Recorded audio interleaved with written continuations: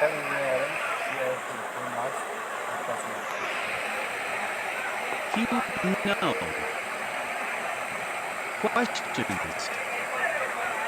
1.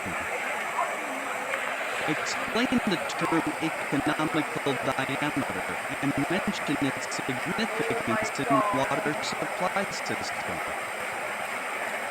ANS.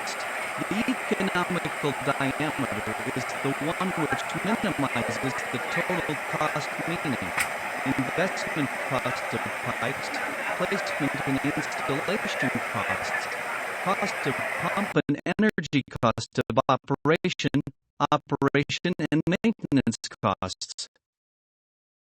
For calculation of economical diameter, D of a pipe in meters for a discharge Q to be pumped in cumecs, empirical formula is D equals 1.22 square root of cap Q. 2. Examine on the fact why joints are used in conveyance system.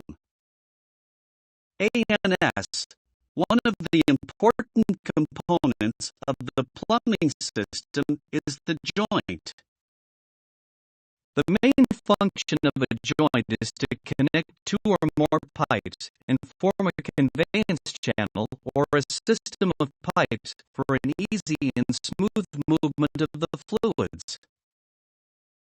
There is an assorted variety of joints used in the plumbing system. But the selection of an appropriate joint for a pipe is based on several factors such as the size of pipe, material of the pipe, and the pressure of flow in the pipe. 3. List and explain the significance of any two appurtenances used in the conveyance of water. ANS, various pipe appurtenances or fixtures are required to carry out inspections, tests, and cleaning and repairing works on isolated portions of pipes. The accessories include valves, manholes, insulation joints, anchorages, etc. that should be attached in the right position to carry out the necessary work in a pipeline system. Valves such as sluice valves or gate valves, air valves, blow-off valves, pressure relief valves, and reflux valves are required for a pipeline to function properly.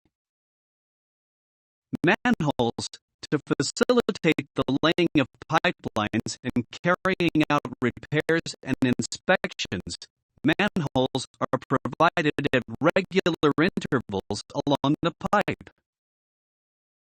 It is protected by closing or grating in order to avoid mishaps or accidents. 4. Justify with 4 reasons on the requirement to treat water. ANS, water treatment removes contaminants and undesirable components, or reduces their concentration so that the water becomes fit for its desired end use. This treatment is crucial to human health and allows humans to benefit from both drinking and irrigation use. 5. Distinguish between permanent and temporary hardness of water. ANS. Temporary hardness. Permanent hardness. Temporary hardness is caused by the presence of dissolved bicarbonates of calcium, magnesium, and other heavy metals in the bicarbonates of iron. The salts responsible for temporary hardness are Ca, HCO3, 2, Mg HCO3 2. It is due to presence of dissolved chlorides and sulfates of calcium, magnesium, iron, and other heavy metals. Temporary hardness can be largely removed by boiling when bicarbonates are decomposed, yielding insoluble carbonates on hydroids. Permanent hardness cannot be removed by boiling.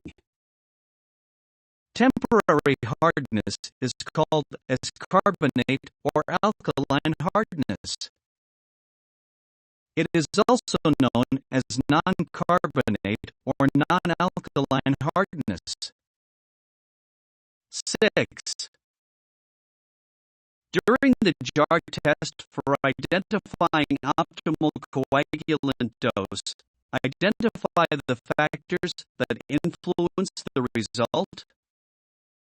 A and S, the factors that influence coagulation and flocculation are, among others, temperature, pH, effluent quality, dosage, and coagulant type.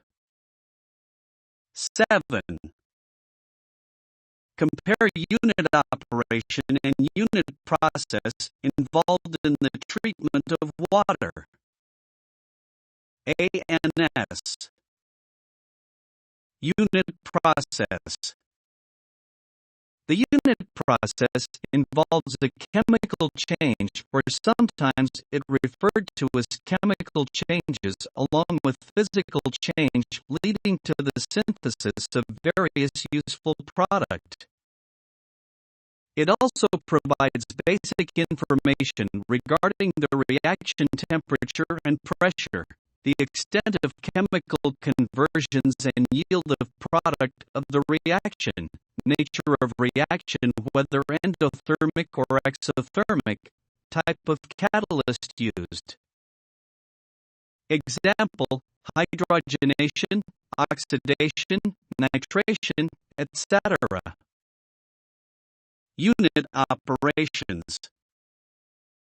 The operations carried out in the chemical process industry involving physical changes in the materials handled or in the system under consideration are called unit operations. Hence, unit operations involve the physical separation of the products obtained during various unit processes. It is very important in chemical industries for separation of various products formed during the reaction. Individual operations have common techniques and are based on the same principles. 8. Classify the stages involved in the water treatment process. A and S, the major stages in the water treatment process are screening, aeration or pre-chlorination, coagulation and flocculation, sedimentation, filtration,